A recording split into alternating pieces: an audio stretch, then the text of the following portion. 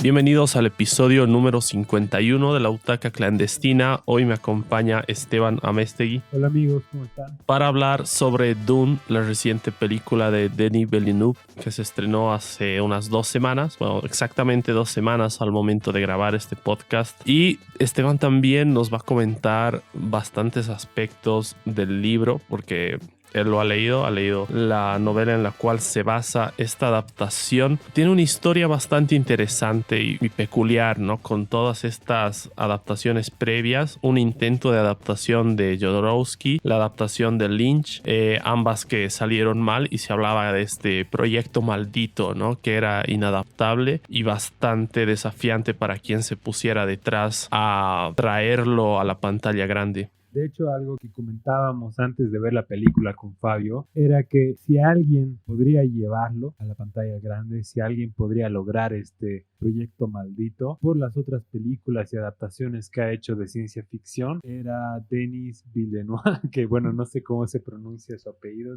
ni tampoco su nombre, pero estamos hablando del director de grandes películas como The Arrival y la más reciente que fue Blade Runner 2049. Quizás ya podemos hablar un poco de todos los antecedentes que preceden esta película. Por ejemplo, Blade Runner 2049 era una película que a nivel historia, a nivel filosofía fallaba. El guión no fue tan bueno, pero la ejecución a nivel cinematográfico realmente fue tan increíble que uno lograba perdonar estos otros aspectos que de una forma u otra suelen ser fundamentales para que una película funcione bien. En ese sentido, creo que proyectos de tan grande envergadura como Dune realmente solo pueden caer en manos de directores como él, ¿no? Y obviamente Lynch, si bien se habla de un proyecto fracasado, bueno, Lynch como cineasta y como pensador de cine es un grande, ¿no? Entonces, un poco que cabe desmerecer el trabajo que ha realizado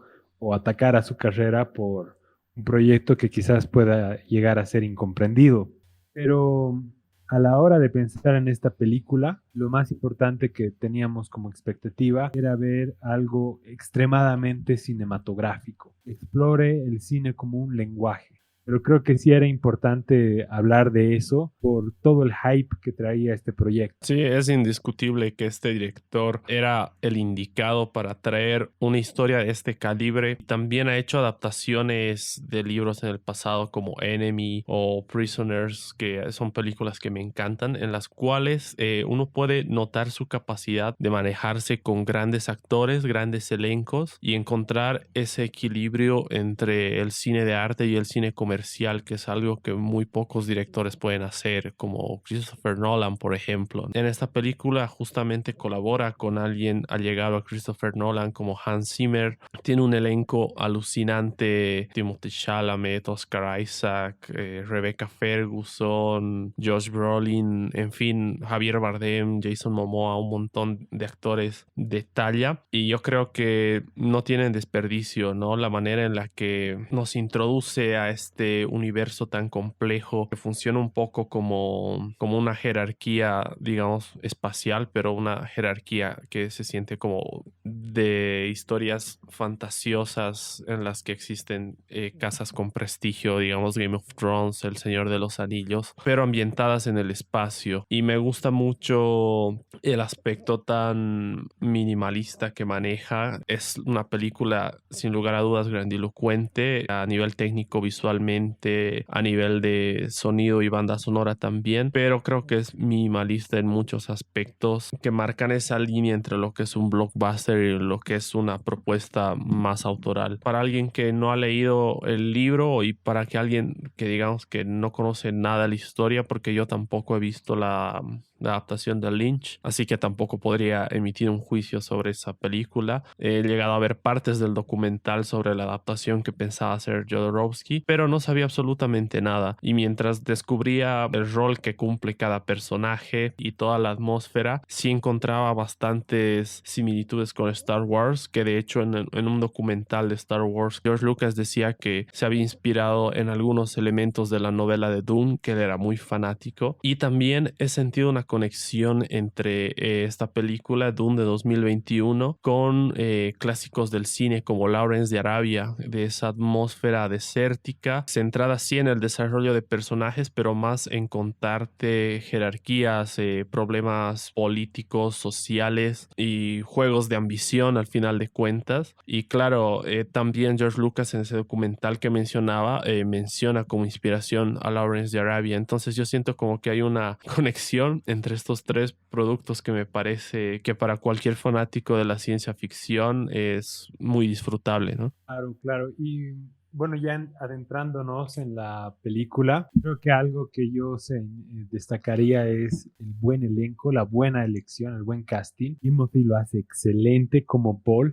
O sea, realmente me he esforzado en pensar otro actor para ese papel. El único que se me venía a la mente era Henry Cavill cuando era adolescente y actúa en El Conde de Montecristo. O sea, realmente era la única persona que podía pensar, además de él, para el papel. Todo el elenco lo hace verdaderamente bien y no hay eso que uno suele ver en las películas de, qué falta de respeto para tal personaje. En el libro era mucho mejor, ¿no? O sea, creo que realmente se esmeraron mucho en ese sentido. Sí, totalmente. Hay parámetros, digamos, en los que se atribuyen frases de ancestros o frases como de sabiduría, ¿no? De cada casa. Y eso es algo que a mí me gusta mucho, ¿no? Es algo que pasa, digamos, en Game of Thrones, por ejemplo, que la tradición de nuestra casa es tal, cuando, digamos, algún personaje se encuentra en una situación conflictiva o de duda, alguien mayor o alguien con conocimiento acompaña su consejo con alguna frase popular o tradicional, ¿no? Entonces me parece que ese tipo de pasajes dentro de los diálogos de la película hacen que tenga esa esencia muy de libro y hace que se diferencie de muchas películas y muchas series de ciencia ficción que hay hoy en día. Muchas gracias, bro, por mencionar eso, porque eso es justo algo que se destaca mucho en el libro. Es la redacción. Cada capítulo empieza con un fragmento que se escribe en el futuro sobre ese pasaje que está narrando, ¿ya? Entonces, la forma en que han sido escritos esos pasajes del futuro son como de crónica bíblica. Entonces, tienen ese lenguaje místico, por un lado, y a la vez narrativo de profecía. Entonces, creo que de alguna manera u otra eso, el hecho que tú lo menciones significa que lo ha adaptado muy bien el director del libro a la película. Sí, de hecho es lo que más disfrutaba de la película, eran frases que se te quedan bastante, ¿no? Sobre todo el personaje de Duncan Idaho, que es interpretado por Jason Momoa, y del duque, ¿no? Del padre de Paul, que es Oscar Isaac. Ambos me parece que tienen ese tipo de momentos. También el personaje de Rebecca Ferguson, me estaba olvidando que creo que es de mis personajes favoritos de esta parte de Dune. Que bueno, hay que aclarar esto también. Esta película es apenas la primera parte de algo que está pensado posiblemente como una entrega de dos partes o incluso una trilogía, dependiendo del éxito que tenga esta adaptación de Dune, pero ya se ha confirmado una segunda parte, ¿no? De hecho, el inicio de la película es Duna y dice ahí parte uno. Bueno, ¿me dejas lanzar la bomba de opinión y a ver después lidiamos con las consecuencias o mantenemos el suspenso? Dale, tú metes. Creo que la película es lo que tenía que ser. O sea, es fiel al libro. La verdad es bastante fiel y es algo que me ha sorprendido mucho. Y creo que no se desvía de la trama principal, la historia del personaje. Todo el universo está bien ambientado. Creo que, o sea, si piensas fríamente, no habría muchas cosas que quieras cambiar si es que quieres que la película le vaya bien. Y de hecho, bueno, al parecer está teniendo buenos resultados, ¿no? Pero más allá de eso, alegra o contenta a mucha gente. Los que han leído el libro van a estar contentos. A los que les gusta más el aspecto cinematográfico también van a estar contentos. La gente que está yendo a verla en el cine porque es lo que está en cartelera, la van a disfrutar también. Y a la vez creo que, o sea, tiene muchos aciertos donde muchos otros directores podrían llegar a fracasar. Entonces, quiero aclarar eso, de que me parece una buena película, me parece que funciona bien, me parece una excelente adaptación, pero hay otras cosas y como alguien que leyó el libro, me hubiera gustado ver. Creo que también a los que les gusta más el cine como una expresión artística donde se van a ver cosas que no se van a ver en otras disciplinas artísticas, también les queda con sabor de, wow, está bien, me gustó, pero me quedé con hambre de algo más, ¿no ve? Si no me equivoco, es también tu perspectiva, ¿no ve? Es muy parecida a tu opinión, la verdad. Y yo siento que es una película muy bien realizada en todos los aspectos que ya mencionábamos, técnicos, de historia, de introducción a un universo fantasioso de ciencia ficción. El tipo de ciencia ficción compleja, además, ¿no? Con distinción de jerarquías y disputas de poder. Pero siento que le falta algo, que hay algo que se pierde en el camino. Yo en cuanto a expectativas, tampoco es que estaba esperando esta película. Sí es una de las películas más anticipadas, que era imposible no tenerla en el radar por lo que ya mencionábamos, los actores, el director y todo lo que implicaba, pero yo desconocía la historia, desconocía con qué me iba a encontrar y estaba consciente de que esto apenas era la primera parte de la historia, ¿no? Como la comunidad del anillo, por decirlo así, establecer las bases y esperar, digamos, el gran nudo en la próxima película. Pero sí siento que hay algo que no termina de cerrar. Hay pasajes de la película en los que suceden golpes que tendrían que ser trágicos, digamos, ya metiéndonos con spoilers, la muerte de Duncan y la muerte del padre de Paul, que como bien mencionaba, eran personajes que por la manera en la que los habían escrito y sus diálogos y su interacción con Paul me parecían de lo más interesantes, pero por alguna razón no me despertaron nada esas muertes. No sentí ningún tipo de peso en los sacrificios, se sintieron más como algo que avanzó sin consecuencias. En el fondo sí siento que sirvan para la evolución del protagonista al final de cuentas, que es Paul, pero no sé, sentía que le faltaba algo para sentir un poco más de, no empatía, pero sí conexión, o al menos sentir ese, que el sacrificio es un poco más representativo o que tiene más peso en el balance emocional de la película, ¿no? Bro, ¿me das permiso para entrar en spoilers? Sí, sí, yo he usado, man. Metele no. E incluso spoilers del libro. No, no te haces lío. Oh, sí, sí, dale, man. No, no sé si lo Ya. leería en digital, la verdad. Me quedaría ciego. Creo que ya he encontrado qué es lo que le faltaba y voy a ir específicamente a lo que, pucha, a mí lo que realmente me hubiera gustado ver. Quiero comenzar con algunas cosas, algunos tramos. Creo que algo, si lees el libro, disfrutarías más, es a las brujas Bene Gesserit, porque acá las ves como brujas del medioevo o del imaginario del medioevo que tenían de brujas ubicas y en cambio en el libro son más como personajes diplomáticos y algo que explora muy bien el libro es las funciones cognitivas de los distintos personajes. Por ejemplo, esa distinción entre el hombre común que simplemente reacciona y el hombre, bueno, que en el libro que en el libro y en la película lo describen como animal, ¿no? Que simplemente reacciona. Y en cambio, el hombre que piensa, que razona, que va más allá. Dune, en cierta forma, llega a ser como una crítica a la dependencia del ser humano a las máquinas. Y Dune es todo lo contrario, es como que el ser humano y sus capacidades a la máxima exponencia. Es como que el ser humano es este ser increíble que puede hacerlo todo. Si por ejemplo mencionan brevemente que hay alguna una guerra con robots, ¿no ve? Y en este mundo de Doom no hay como máquinas inteligentes o no hay inteligencia artificial, sino hay personas con la capacidad de procesar información que superan las máquinas y se llaman Mentat. De hecho, lo muestran al Mentat de la familia Atreides y hay una escena en que creo que voltea los ojos para calcular una cifra, pero eso es lo único que llegamos a tener de este universo, ¿no ve? O sea, los mentats son profundamente lógicos, como que analizan todas las posibilidades para ver qué consejo dar al cónsul o al duque al cual están aconsejando. Pero en cambio, las Bene Gesserit son extremadamente intuitivas y persuasivas y empáticas.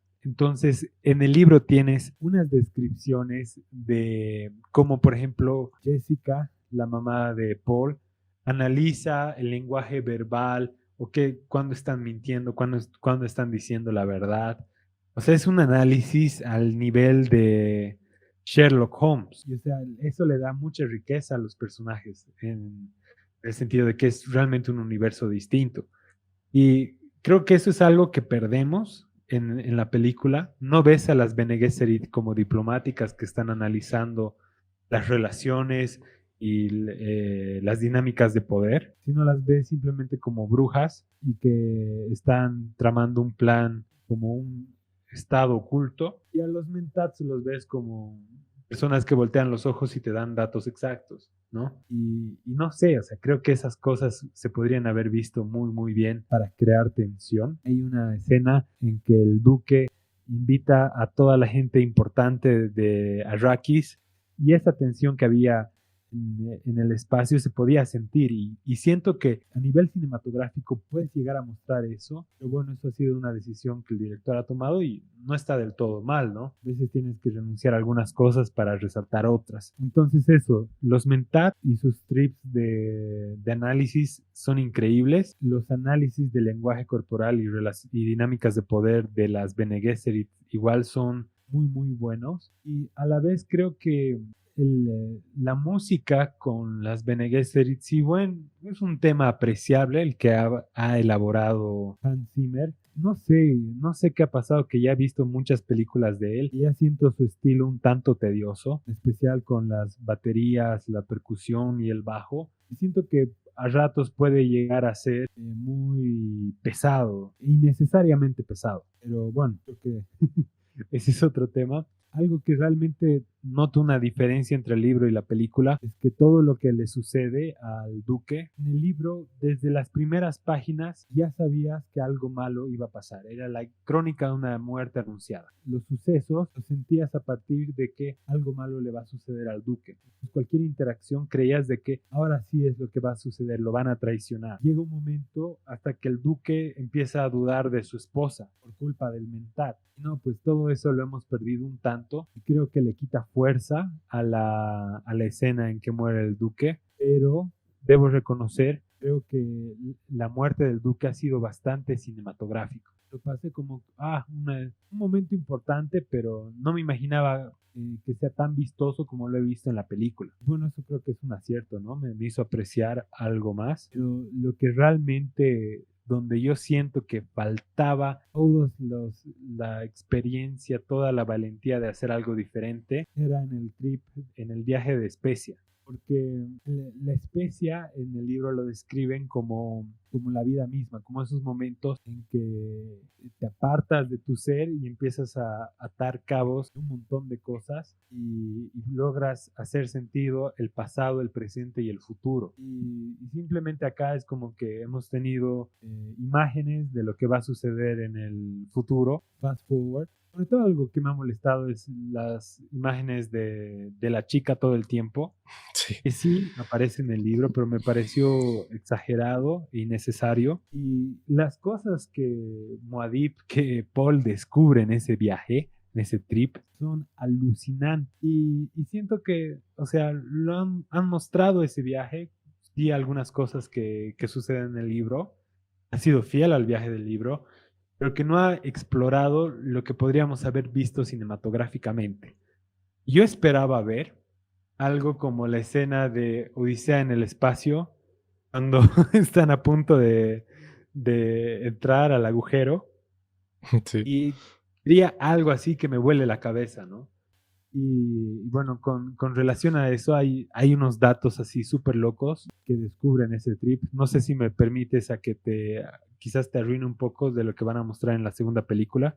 En el libro eso sucede en ¿Qué, esa qué, parte. qué tanto? ¿Qué tanto me lo vas a arruinar? Es un dato así súper loco, pero no sé, solo si me lo dejas. Bueno, dale, dale, a ver. Ya, en el trip descubre que él y su madre son Harkonnen. Y de hecho, el Mentat sospechaba de que su mamá iba a ser quien les traicione, porque las Bene Gesserit, el duque Leto la compró como esposa. Entonces, él no sabía, el duque Leto no sabía que ella era descendiente de los Harkonnen. Tampoco ella lo sabía. Pero en el trip de Paul, él descubre eso. Ahí está otro dato que nadie en la película lo ha podido ver. ¿Por qué? Porque no lo muestran. Es que Paul no solo es Bene Gesserit y no hay personas, varones, entrenados como brujos Bene Gesserit. Y además de eso, Paul es un mentat, tiene la capacidad de analizar las cosas a profundidad como el personaje que hemos visto. Entonces es una combinación de Bene Gesserit y de Mentat. Cuando tiene ese trip de especia, es como que ve todas las cosas, ve el universo en sí y ve un montón de crueldad, un montón de cosas malas que él podría llegar a hacer en el futuro si cumple la profecía. Pero no solo eso, como tiene el trip de especia porque la arena está alrededor suyo y está en todas partes, es como que él se da cuenta que él toda su vida va a ser adicto a la especia y nunca va a poder escapar de Arrakis. ¿Por qué? Porque su cuerpo ya ha generado una dependencia a la especia. Entonces, cuando hay esa queja que él tiene con su mamá de me han convertido en un monstruo, qué egoístas que son, es por todo eso, es porque va a tener una adicción de por vida, está viendo cosas de su pasado que quizás le hagan sufrir, como que la persona que está causando, ha asesinado a su papá es su abuelo, y, y también nunca va a poder escapar de Arrakis, de ese planeta infernal, y a la vez que en el futuro va a tener que derramar mucha sangre para cumplir la profecía de las brujas Bene Gesserit. Entonces, cuando en el libro sucede eso, tú sientes toda la bronca de no poder escapar de la profecía, de no poder escapar su destino, de no poder escoger un futuro distinto. Entonces, pucha, ¿no? Esa escena es lo que yo esperaba que me vuele la cabeza y no lo vi. Y te soy honesto, cuando he salido del cine yo estaba muy, muy molesto por todo eso, pero debo reconocer, o sea, por cómo funciona el cine como industria, y a la vez el director ha reconocido que esta película es solo un aperitivo, que el verdadero Dune lo vamos a ver en la segunda entrega. Pero duele, ¿no? Porque a veces uno va con tanta expectativa y cuando no ve eso, no sé, como que se siente muy, muy mal. Y, o sea, ¿sabes cómo yo hubiera hecho la escena de la especia? Y lo que digo va a estar súper loco y va a estar un poco difícil de imaginar, pero esta idea de que conecta el pasado, el presente y el futuro podría haber logrado muy bien con un plano secuencia integral. Pero ya, bueno, también eso es algo muy propio del cine boliviano y es muy difícil exigirle algo por el estilo a un director, pero ya si alguien nos está escuchando, Esteban, ¿tú cómo lo harías? No sé, lo haría como la escena de Como San Odisea en el Ginés. espacio. Haría como una escena de San Ginés, obviamente con otras tonalidades, pero eso era lo que tenía en mi corazón y tenía que decirlo porque si no me iba a volver loco. Que te lo hayas sacado. Justo esa es la idea del podcast, ¿no? De cuando ves algo que realmente por alguna u otra razón te llena esas ganas de compartirlo, es para eso, ¿no? Así nació. Has mencionado, creo que, aspectos de la historia que me parecían justamente muy interesantes, que cada miembro de las casas tenga como que una habilidad distinta, ¿no? Como superhéroes o mutantes. Este consejero del duque que mencionabas que voltea los ojos, cuando vi esa escena yo dije, wow, van a introducir de manera muy visual, no tanto con efectos especiales, sino más bien con recursos sencillos, habilidades que puedan tener. Me gustó mucho, ¿no? Que volteé los ojos al cálculo y vuelve y dije, está bueno, ¿no? Responde a este estilo de Villeneuve de buscar cosas con la menor cantidad de efectos posibles. Y también esto de las sacerdotisas que tengan esta capacidad y que de alguna manera sean quienes están detrás del elegido, ¿no? Buscando crear al elegido, pero como tú dices, acá se siente como un rol mucho más secundario en el sentido de que son como consejeras de la realeza, pero que están con una conspiración de por medio. Entonces, justamente esos eran dos aspectos que mientras veía la película yo pensaba que si se los explicaba un poco más, los hubiera disfrutado bastante porque responden a esta mitología de los seres que tienen estas historias de ciencia ficción, ¿no? Las habilidades que tienen, cómo funcionan, cómo explicar la fuerza en Star Wars, digamos. Son cosas que en la ciencia ficción a mí siempre me parecen muy atractivas y que hubiera querido que tengan más presencia, pero al final de cuentas yo siento que la película está bien, ¿no? Quizás esas cosas que hemos mencionado son las que al principio del podcast decía, siento que le falta algo, pero no sé realmente qué es. Tal vez es un poco eso, ahondar un poco en esta mitología tan rica que tú has descrito, que tiene en el libro, que me ha parecido muy interesante y que de hecho quiero leerlo alguna vez cuando lo compre en físico, porque en digital me voy a quedar ciego, es gigantesco, ¿no? De cara a lo que van a ser la próxima película o las próximas películas, yo creo que están bien sentadas las bases para una franquicia que puede durar muchos años, incluso creo que ya se están hablando de spin-offs, porque en la literatura, según lo que he leído, la historia de Dune va mucho más allá de la casa Atreides, ¿no?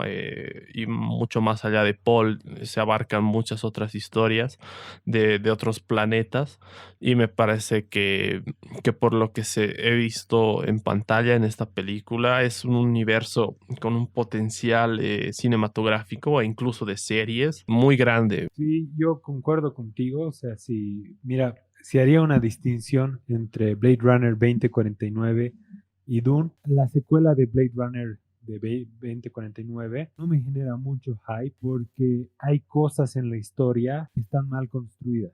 Entonces es muy difícil que lo arreglen más adelante, pero a nivel cinematográfico era espectacular, ¿no? Y siento que en Dune la base a nivel historia está muy bien hecha. Yo creo que en la segunda Villeneuve va a jugar mucho más con lo cinematográfico. Y bueno, creo que también le podríamos atribuir de que no está Roger como director de fotografía ni de cinematografía. Y creo que jugó un rol muy importante en la anterior película. Y en cualquier peli en la cual él está, siempre hay esas escenas extremadamente memorables. Hubiera soñado que Roger Deakins esté involucrado en este proyecto también, pero sí genera mucha esperanza. Tienes ese cliffhanger, ¿no? Más que nada es cómo van a adaptar el resto de la historia del primer libro, ¿no? Y como tú dices, la saga de Dune son 6 Biblias, básicamente, son libros muy, muy gruesos. Y creo vale la pena destacar de Frank Herbert cuán adelantado a su tiempo estaba. He encontrado la frase que quería leértelo. Dice así: hubo un tiempo en que los hombres solo prestaban atención a las máquinas, a esperanza de que ellas les hicieran libres, pero esto solo permitió que otros hombres con máquinas los esclavizaran. Entonces ahí está narrando el pasado en que el hombre confiaba en la inteligencia artificial y cosas por el estilo, ¿no? Que es un poco lo que estamos viviendo hoy. Esto lo ha escrito en los años 60. Entonces, eso ya lo puedes encontrar hoy en día en otros libros, ese tipo de pensamiento. En ese entonces era algo muy innovador y adelantado a su época. Y otra cosa también es el proyecto ecológico que tienen a través de Dune. Todos los Fremen, Kines, que por cierto, Kines en el libro es un hombre, no es una mujer. Ese proyecto que tienen los Atreides, Paul, también el doctor o doctora Kines, y los Fremen, de renovar ese ecosistema tan dañado por la industria de la especia, esa idea de cambiar la fisonomía del planeta, volverlo habitable para todos, estaba muy, muy adelantado a su tiempo, ¿no? Años 60. Y de hecho yo tenía la esperanza de que visualmente Arrakis sea algo descomunal, que los paisajes de Arrakis se te queden en la retina, pero creo que no hemos visto eso en todo su potencial. Confío y espero que lo vayamos a ver en la siguiente entrega.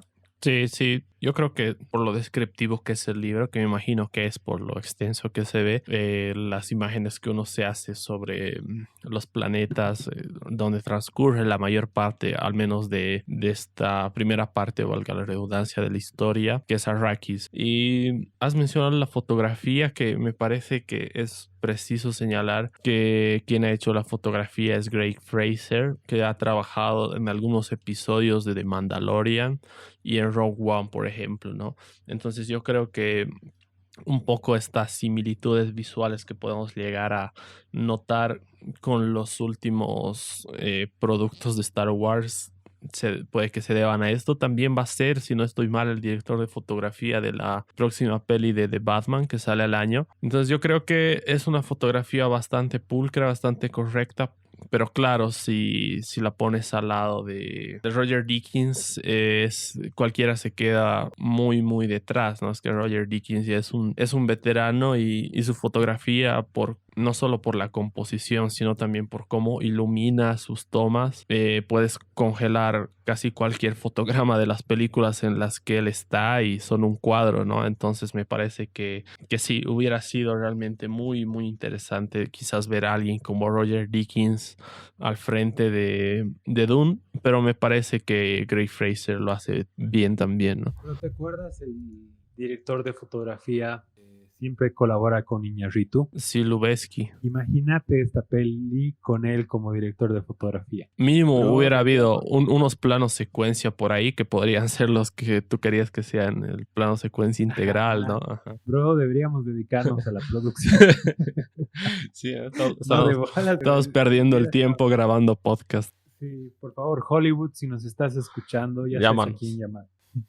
Pero sí, bro, o sea, a nivel cinematográfico, sí hemos tenido algo muy pulcro, pero que nos dejó con hambre. Y siento que Hans Zimmer es lo mismo a este director de fotografía. O sea, va a cumplir, no le vas a poder observar muchas cosas, pero no te va como que cambiar la vida con la música, ¿no? Y lo digo como fan, ¿no? Yo soy re fan de Hans Zimmer. Yo también soy fan de Hans Zimmer, bastante fan, pero coincido con lo que dices, no sé, de unos 5 años acá, siento que es un poco redundante esto que decías, ¿no? El constantemente usar los tambores de epicidad en momentos que a veces no lo requieren, que a veces quizás requieren un poco más de solo instrumentos sin percusión. O sea, es indiscutible que siempre te va a ofrecer algo entre bueno y entre genial. O sea, siempre se va a mover en ese rango, pero siento que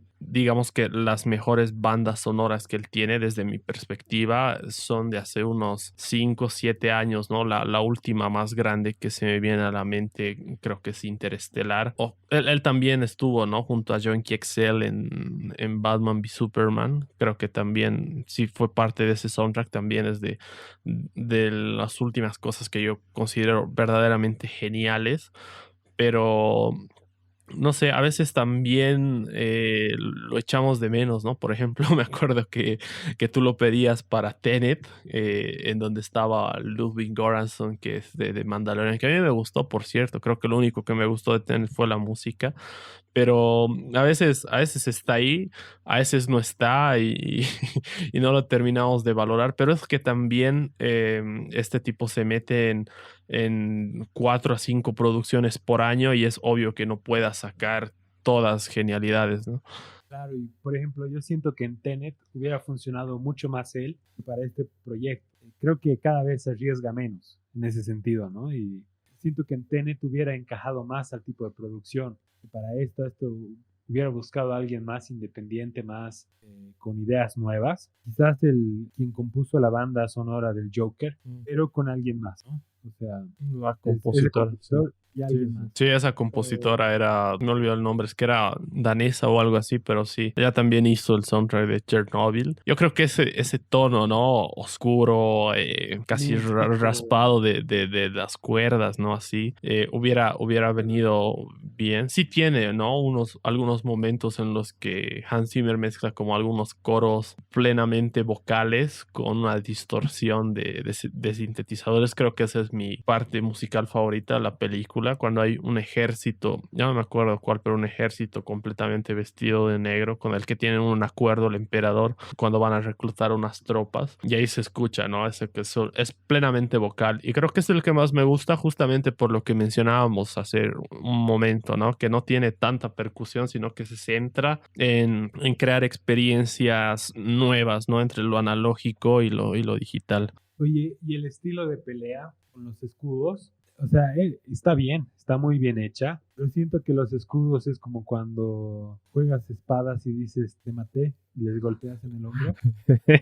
Sí, O como cuando estás en el paintball y estás muy cerca y tienes que decir te maté. Y siento así que le faltó un cacho ese tono sanguinario. ajá.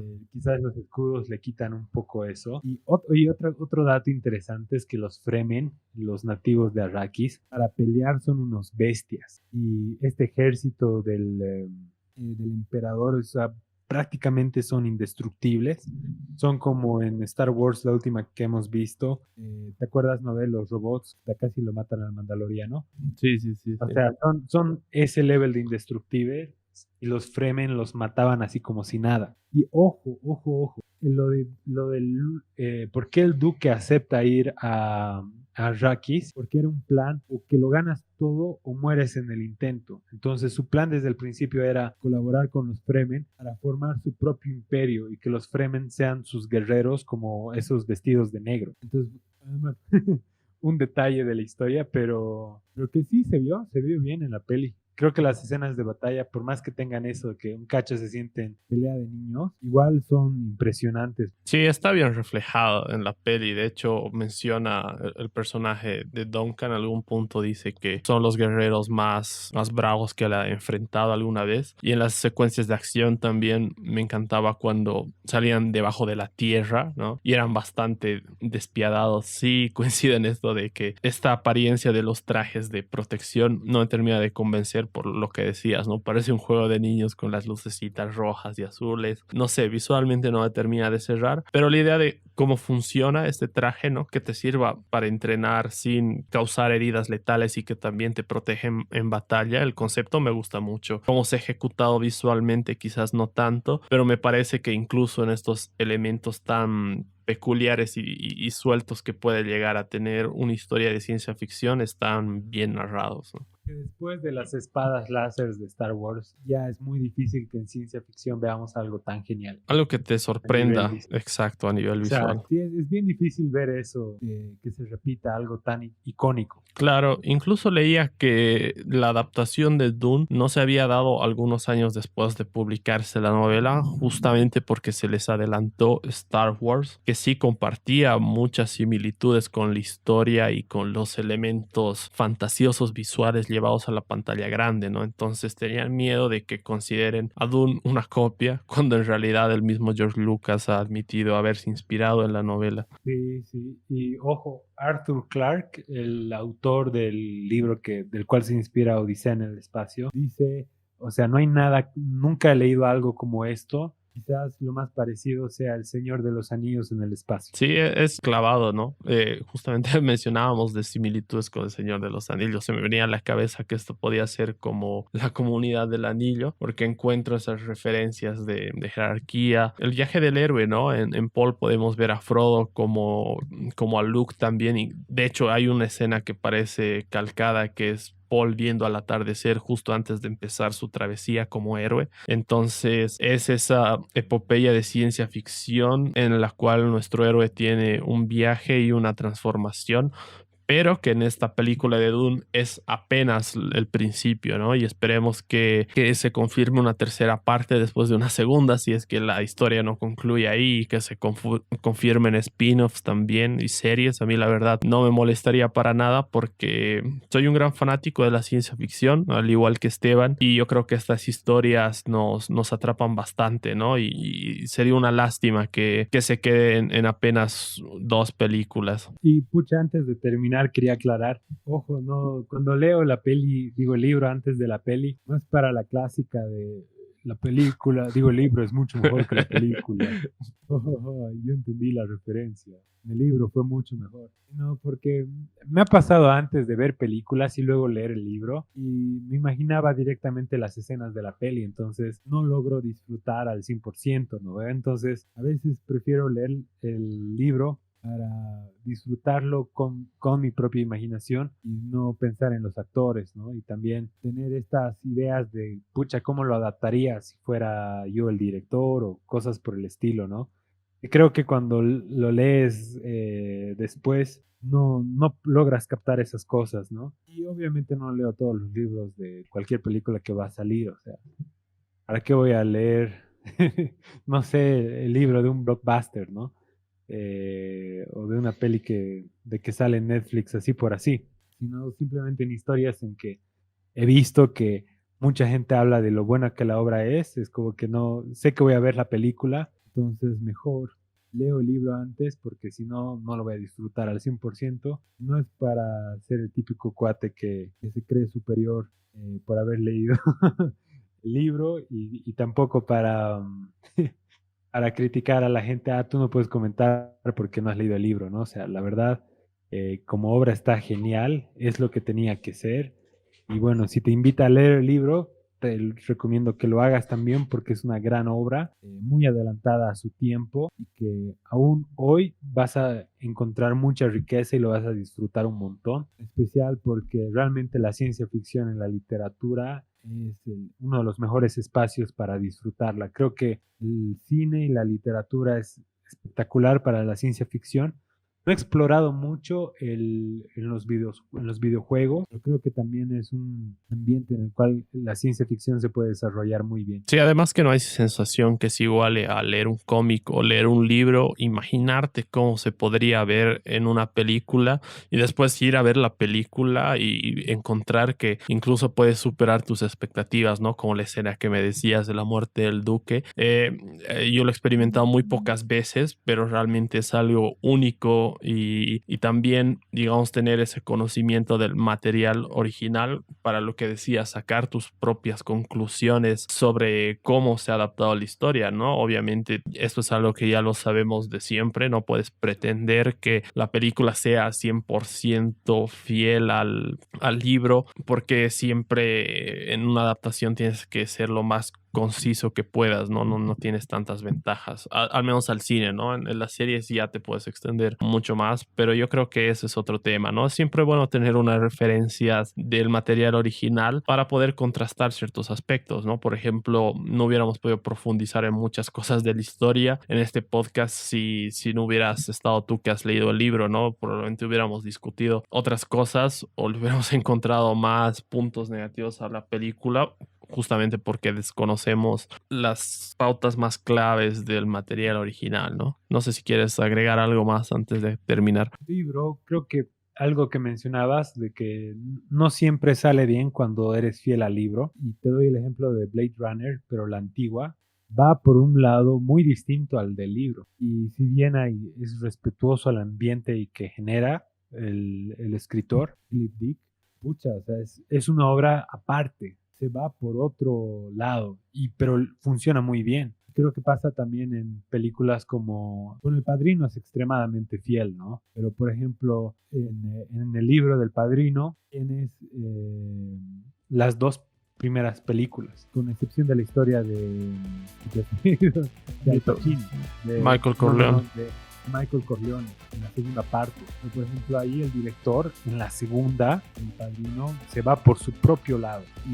Pero funciona y tiene mucho sentido. Entonces, o sea, qué lindo que haya tanta variedad de cómo adaptar una historia y de cómo funciona bien, ¿no? Estas charlas nos funcionan también genial para poder soñar cómo podrían adaptarse las cosas y a la vez también cómo lo hacen bien, ¿no? Reconocer eso. Y si hay, por ejemplo, cineastas que nos están escuchando, también les da ideas de cómo pueden, si deciden ser fieles al libro, adaptar ciertas partes, irse por otro lado, o sea, todas esas opciones son válidas. Sí, totalmente. Yo creo que es un debate muy interesante siempre el contrastar el material original, las adaptaciones. Es algo muy apasionante, la verdad.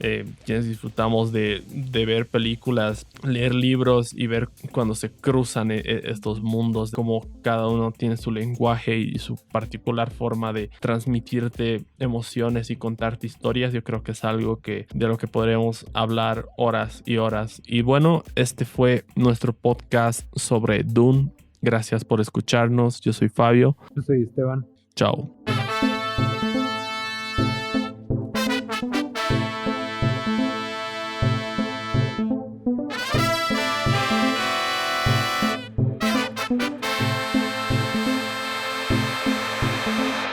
Me emputa la chica, la actriz. La Rebecca Ferguson, Zendaya. a la Zendaya. Sí, ven que aparezca en todas sus visiones. Ubicas que le han hecho una intro de telenovela con Pasión de Gavilanes.